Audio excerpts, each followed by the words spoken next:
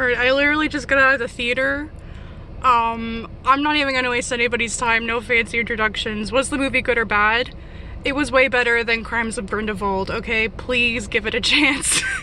It wasn't like the greatest movie I've ever seen. There's definitely like most of the Harry Potter movies that were better than this, but it was way better than Crimes of Grindelwald, and that was one of my biggest hopes for this movie. Actually, I had 3 big things on my checklist, but for it to be better than the second one, that's what that's what I really wanted. There's not as much, I mean, there's a lot going on, but it's not as overwhelming as Crimes of Grindelwald. The pacing is way better. I remember when whenever I watch Crimes of Grindelwald, there's a lot of scenes that are like just wasting everyone's time, but for the most part, Secrets of Dumbledore was very much better at that. A couple of the characters like Bunty and Lolly, like, I mean, they're great and everything, but I don't really care about them. I'll address the elephant in the room. Mads Mikkelsen was really good. I mean, it's Hannibal Lecter. It's Mads. I expected him to be good. Not that I wanted him in the film. No, of course not. But he's here, and he did his job, and he was good. I liked him. Also, Jude Law as Dumbledore. I liked him better as Dumbledore in this movie than the last movie. I don't know, I just feel like his portrayal is more, like, on the money, I guess. Jacob in this movie I really liked. He had some really good moments, which I'm happy about. Queenie, I don't really care about Queenie anymore. Like, the first movie I loved her, but the second and third movies, she's just whatever. Tina, livid. I'm livid. I don't care what the reason is. I don't care what the reason is. There might be a logical, valid reason why she wasn't in this movie. I don't care. They wrote her off for whatever the reason was, and she was just not there, and that's oh, that made me so angry. Like, whenever they mentioned her, that's when it bothered me. Other than that, I mean, there were enough people and there was enough going on for me to not really, like, actively notice her absence. But whenever she was brought up, for even if she was hinted at, I was like, you know. Let's see, who else? Ezra Miller as Credence. He wasn't really in this one as much as he was in the second one. I would say his involvement in this movie is like the first one. Like, the first one he wasn't really there. Honestly, this one he was there even less, which I guess is a good thing given his recent drama. I still like him, but for those who don't like him, don't worry, he's really not in this movie. And if you think they'll fire him for whatever drama he's causing, he's an obscurus. So I don't think it's a spoiler that he has a death sentence. They could easily just kill him off. and no one would notice, okay? So just, I mean, I feel like his story has been told now.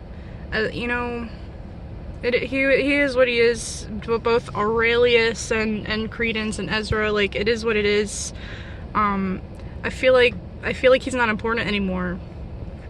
Just putting it out there. Alright, anybody else? If I'm forgetting anybody else, it just means that I forgot about them and because they weren't that important. Although, there was a really good scene with the Niffler and Pickett. I laughed out loud. I shouldn't have, but I did. I tell myself they're just whatever, but no, I fall for them. I guess it's the Hufflepuff in me. Alright, anything else? Okay, no, nothing I could think of, so I'm just gonna fangirl about Eddie Redmayne as Newt Scamander. Okay, I freaking love Eddie Redmayne. Newt Scamander has my entire heart. Every time Newt was on screen, I was like in tears because he's just so sweet. He's my Hufflepuff hero. I'm a Hufflepuff too, and I love him so much. I love him so much, and Eddie Redmayne does such a good job with Newt. And if there's anything that people can gravitate towards despite the controversy, please, Newt Scamander. I love him so much. He's such a sweetheart, and I just, and he's God. I love everything about him. Just alright. Also, music was really good. James Newton Howard has been a favorite composer of mine for a very long time. And this movie was definitely not an exception. So there was actually a bit of he did his own renovation of a Harry Potter song, and I was digging it. I kind of wanted to like dig this extended version. I mean, I know it's like fan service, but I'm sorry, but fan service does get to me. I do fall into the trap, and I did. Any fan service that there was there, I fell for it. I'm sorry. Yeah, I think there was some really cool wizard combat. Graphics are always good. I'll say that nothing was as cool as what was it? The Diabolica, whatever thing that Grindelwald did at the end of Crimes of Grindelwald. That is still the coolest thing I've ever seen. Anything else I can say? The structure of the film was definitely more fine-tuned than the second film. I feel like I said that already, but I just want to reiterate that. I feel like the goal of the movie was more clear. It had a beginning and an end in mind. So it was much more easy to follow, I would say. Trying to think of anything else I can think of right now. I literally just got out of the theater, so this is all like raw thoughts, raw reactions. I'm not gonna talk to anybody for a while about this, which is the only reason why I'm making this video, because everybody else I know needs to actually see it before I can talk about it. So excuse me. I don't want to give away too many spoilers, but there were two theories. There was one about Aurelius and then one about Ariana. Two theories that I had been sitting on for 3 years since the last movie came out. You remember that I had 3 things on my checklist? Well, the other 2 was to see these theories be true.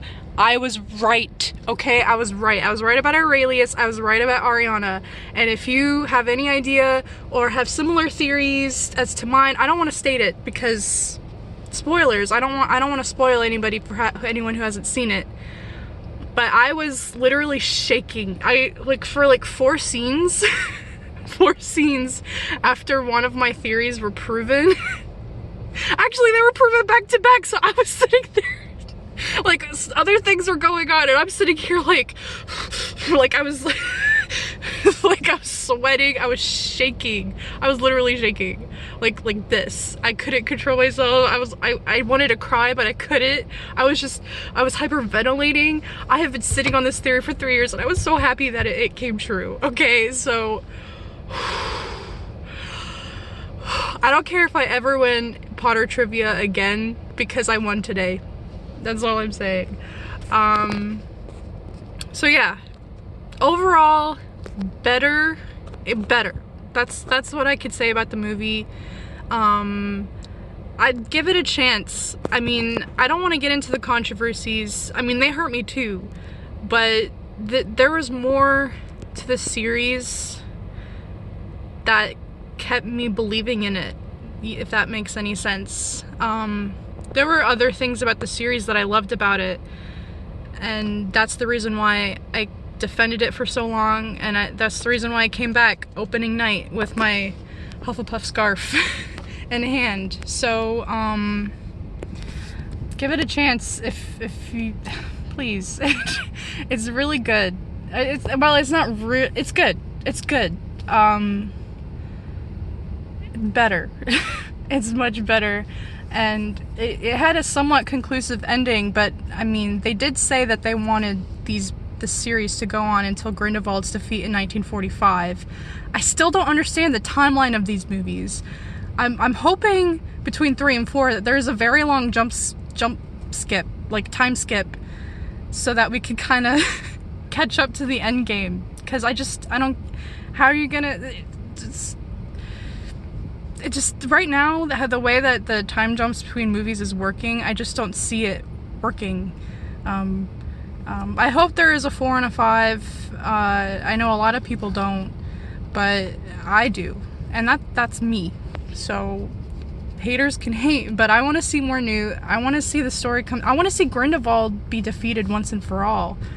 I want to see that epic duel. I know it happens. We all know it happens. I want to see it. I'm sorry. I want to see it.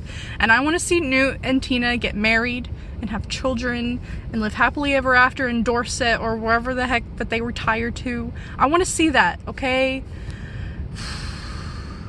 Alright, I'd probably give this an 8.5 out of 10. Maybe 8 out of 10. I'll give it an 8 out of 10.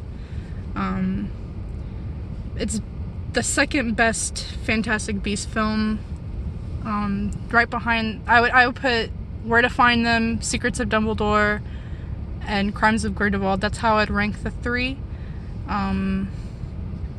So that's my raw thoughts and emotions. I'm gonna drive home now and process the movie that I just saw. I mean, it's just, I've waited so long and I just can't believe that I sat in the theater and watched it. I just, alright, so you know, leave your opinions in the comments, I guess. I don't care.